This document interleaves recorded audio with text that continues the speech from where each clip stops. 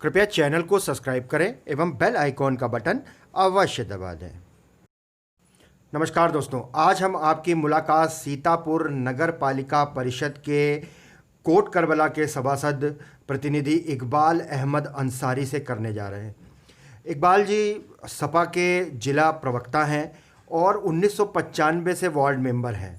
इस पूरे अगर वार्ड की बात करें तो लगभग 5600 मतदाता हैं और 1995 से लगातार इकबाल जी या उनकी पत्नी इशरत जहां जी इस सीट का प्रतिनिधित्व करते हैं और काफ़ी कुछ सराहनीय कार्य इन्होंने किए हैं, जिसको लेकर के हमारे संवाददाता अमरीश कुमार और ब्यूरो चीफ संजय श्रीवास्तव ने इनसे बातचीत में जानी। पक्के पुल से करबला नदी तक जो सबसे चौड़ी आरसीसी सड़क है वो आपने बनवाई है। इसके अलावा अंसारी जी अपनी पत्नी इशरत जहां के साथ 24 घंटे मोहल्ले की तकलीफ़ों के बारे में सजग रहते हैं, जागरूक रहते हैं। विरोधी दल के होने के बावजूद आपने अमृत योजना की आप तारीफ़ करते हैं, लेकिन क्षेत्रवासियों को पानी नहीं मिल पाया, इसका उन्हें आज भी मलाल है। तो दोस्तों, किस तरीके से इनका ये 1995 से लेकर के आज तक का सफ़र रहा, इसको लेकर के हमारे संवाददाता अमरीश कुमार और ब्यूरो प्रमुख संजय श्रीवास्तव ने इनसे बात करी और जाना कि 1995 से आज तक लेकर के कैसे नगर पालिका परिषद सीतापुर के लिए इकबाल अहमद अंसारी ने कार्य किया है। आइए मिलते हैं। मैं इकबाल हुसैन अंसारी और समाजवादी पार्टी का जिला प्रवक्ता भी हूँ और इस वार्ड से पहले बार 95 के चुनाव में मेरी पत्नी सभासद हुई थी जी। उसके बाद 2 बार मैं हुआ जी और 2 बार मेरी पत्नी, मौजूदा हालात में भी मेरी पत्नी है जी। मैं सीतापुर में 2004 में नगर पालिका परिषद सीतापुर का वाइस चेयरमैन भी रहा जी। आपने अपने कार्यकाल के दौरान इतने विकास की गंगा जो बहाई है, उसमें कोई आप उदाहरण पेश कर दें? मेरे क्षेत्र में, क्षेत्र कोड के अंदर जितनी भी गलियां बनी हैं जी, वो सारी गलियों का श्रेय मुझे ही है। मैंने ही वो सब गलियां बनवाई हैं जी। ये जो करबला वाला मार्ग आप बता रहे हैं, इसके बारे में कुछ बताएं सर। बहुत ही आने में यहाँ दिक्कत होती थी, पुराने सीतापुर आने के लिए लोगों को भटकना पड़ता था। उसमें चेयरमैन साहब ने जो योगदान किया, आपने भी काफ़ी उनसे रिक्वेस्ट की थी, उसके बारे में थोड़ा बताएं। मैंने कई बार इसका प्रस्ताव दिया जी, लेकिन हर बार पता चलता था कि ये मार्ग जो है ऊपर से अधिकारियों ने काट दिया, ये कर दिया, वो कर दिया। तो एक दिन मैं पीस कमेटी की यहाँ मीटिंग चल रही थी जी, तो मैं एसडीएम साहब अमित भट्ट जी को जी, रात में, वो बेचारे इतने खुद एक्टिव हैं कि मुझे गाड़ी पर बैठा के कहीं चलिए इकबाल भाई जी, आपकी जो प्रॉब्लम है मैं देखता हूँ। तो मौके पर आए, उन्होंने देखा कि कच्चे पुल के करीब में जो ये करबला का नाला था, इसका इतना जीर्ण दशा में था जी। इस नाले का पानी बह करके करबला के दहलों में जाता था जहाँ ताजिए दफन होते थे। और ये एक दिन नहीं, क्योंकि जब नदी का काम चला है तो ये नाला वहाँ से मोड़ दिया गया जी। वो नाला उन खेतों में, दहलों में पानी भरता था जहाँ मुहर्रम के ताजिए दफन होते थे जी सर। और नदी में बंद कर दिया गया जी। नदी की तरफ उसका वो बनवा दिया गया, चारों तरफ बंधा टाइप। तो उसमें नाले की वजह से शहर में इतनी यहाँ गंदगी होने लगी कि करबला पूरी लवरेज हो गई, मच्छरों की भरमार हो गई और यहाँ तक गंदे पानी की बदबू से लोग निकलना दो और गंदे जानवर, इधर स्वीपर वगैरह रहते हैं तो उनके जानवर भी पले हैं, वो जानवर आकर के उसमें दिन भर खेलते कूदते थे और भागते थे। काफ़ी उससे गंदगी होती थी। हाँ, उससे काफ़ी गंदगी होती थी।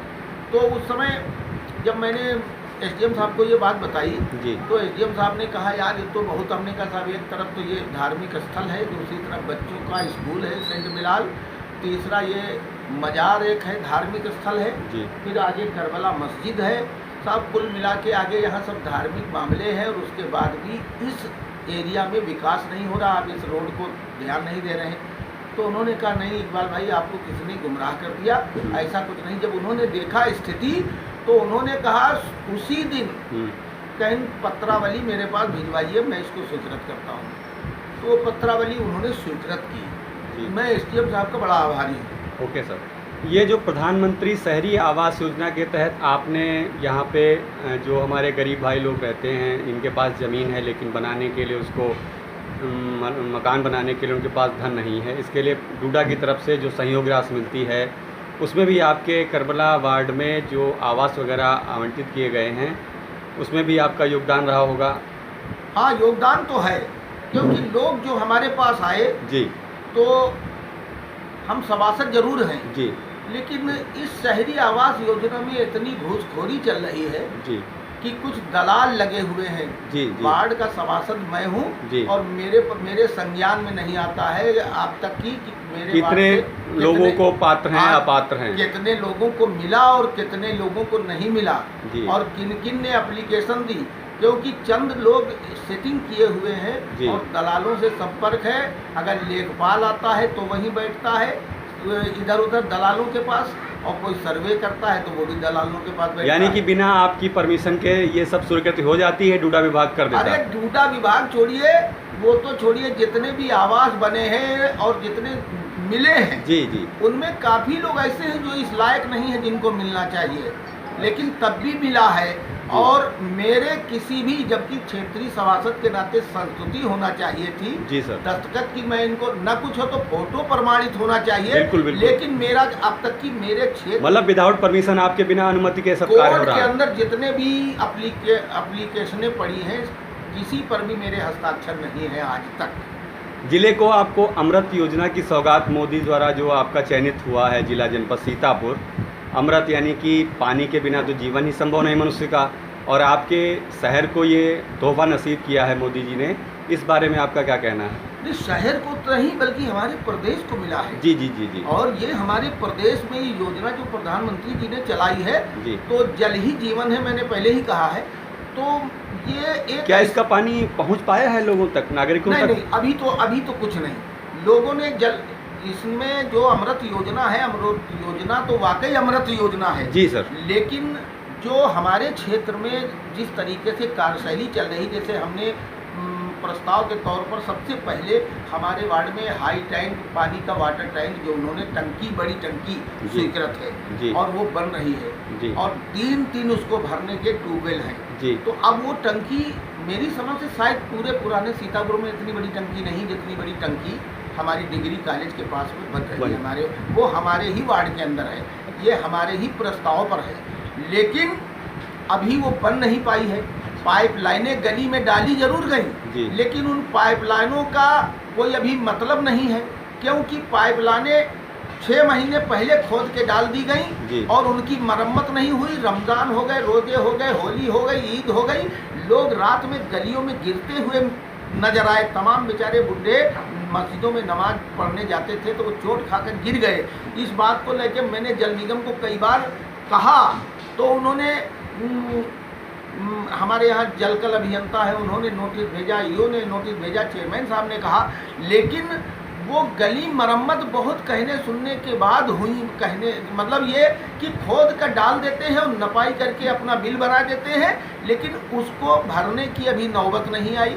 जब टंकी बनी नहीं, ट्यूबवेल चालू नहीं, तो आपके कनेक्शन जोड़ने का क्या औचित्य है? जनता को अभी तो फिलहाल आप बेवकूफ़ बना रहे हैं, अभी तक पानी के दर्शन नहीं हो पाए। हाँ, जब पानी उनमें चालू हो जाए तब एक मिशन चलाइए और एक दौड़ चलाइए कि डोर टू डोर घूम करके जो लोग ऐसे हैं जिनके घरों में कनेक्शन नहीं है उनको कनेक्शन उपलब्ध कराएं। लेकिन वो सूखी लाइनों में कनेक्शन दिए हैं, जनता पानी का इंतजार कर रही है। सर ये बताएं, आपके इस पुराने सीतापुर में बालिकाओं की शिक्षा के लिए राजकीय विद्यालय की स्थापना की गई। पहले बालिकाओं को भटकना पड़ता था, आज भी वही। क्या वो कॉलेज अभी तक बन पाया है, चल पाया? कॉलेज बन नहीं, देखिए ये समाजवादी पार्टी की देन है। जी जी, अखिलेश जी ने इसकी घोषणा की थी कि सीतापुर पुराने में जो हमारे विधायक राधेश्याम जायसवाल ने जनता से वादा किया था और पुराने सीतापुर की एक खास ये ज़रूरत भी थी बहुत बड़ी, उस पर हमारे विधायक जी ने नजूल की वो ज़मीनें जिनका गाटा संख्या हमारे नजूल में दर्ज था उनकी स्वीकृत माननीय मुख्यमंत्री जी से लेकर के इस कार्य की पहली किस्त 11 करोड़ रुपया पहली किस्त आई थी। लेकिन सर कार्य नहीं हुआ। कार्य शुरू हो गया था उनके टाइम में और कार्य 2 मंजिल तक पहुंच गया था जी। लेकिन सरकार बदल जाने के बाद वो कार्य आज भी वहीं पर टिका हुआ है। बस कछुआ चाल से कुछ न कुछ थोड़ा बहुत कभी होता है, कभी रुक जाता है, कभी होता है, कभी। मतलब ये है कि 3 साल माननीय योगी जी की सरकार हुई और 3 साल में अभी तक उस कॉलेज की स्थिति ये नहीं आई कि उसमें पढ़ाई का सत्र मतलब ये भी सत्र चला गया। हाँ, ये भी चला गया और इसमें पढ़ाई नहीं हो पा रही। मुझे लगता है कि ये इस पंचवर्षीय कार्यकाल में ये स्कूल संभव नहीं हो पाएगा। अच्छा, राशन वगैरह जो है कोटे पर सार्वजनिक वितरण प्रणाली के तहत क्या हमारे नागरिकों को, आपके वार्ड के जो सदस्य हैं उन लोगों को मिल पा रहा है समुचित ढंग से? देखिए, राशन तो कोई शिकायत तो नहीं आपको प्राप्त हुई? नहीं, शिकायत का बहुत से ऐसे बेचारे हैं जिनके राशन कार्ड नहीं है। लोगों ने घोषणा भी की और प्रधानमंत्री जी ने भी कहा और योगी जी ने भी वो कहा कि जिनके राशन कार्ड नहीं हो नगर पालिका में अपने फार्म जमा करें, उनके राशन कार्ड बनेंगे। लेकिन मुझे नहीं लगता कि कोई बन रहे, क्योंकि तवज्जो नहीं दे रहा कोई। TSO दफ्तर का हाल निराला है जी। वहाँ पर पैसे का बोलबाला है, जिसने भी धन दिया उसी का बोलबाला है। बहुत सही सर। 15 अगस्त 74वां स्वतंत्रता दिवस है परसों, उस पर आप नगरवासियों को बधाई देना चाहते हैं? वो आप देखिए, भारत हमारा स्वतंत्र है, स्वतंत्र रहा है, स्वतंत्र रहेगा। और हिंदुस्तान जिस तरीके से सोने की चिड़िया कहा जाता था, आज सोने की चिड़िया पर प्रश्न चिन्ह लग गया है जी।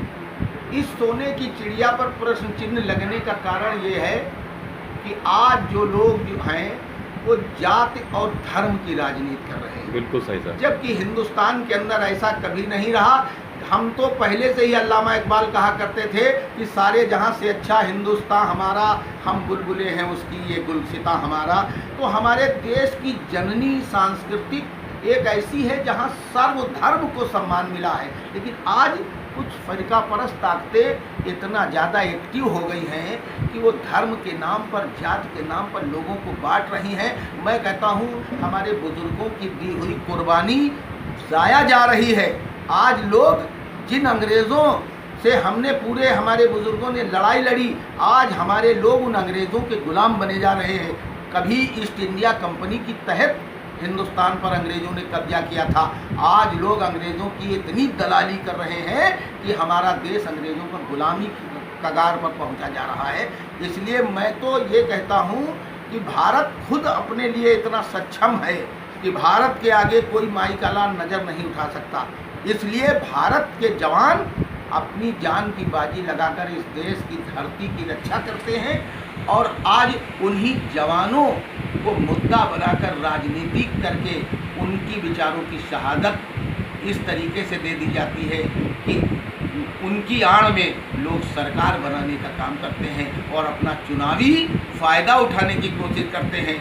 मैं तो ये कहता हूँ हमारे देश के जवान, मैं उनको इस 15 अगस्त के अवसर पर जो हमारी इस धरती के लिए पुलवामा कांड में जो शहीद हुए, जो हमारे मुल्क के लिए आज़ादी के लिए शहीद हुए, ये उनके लिए मुबारकबाद के वो मुस्तहक हैं। मैं उनको और उनके परिवार को, उनकी विधवाओं को नमन करता हूँ।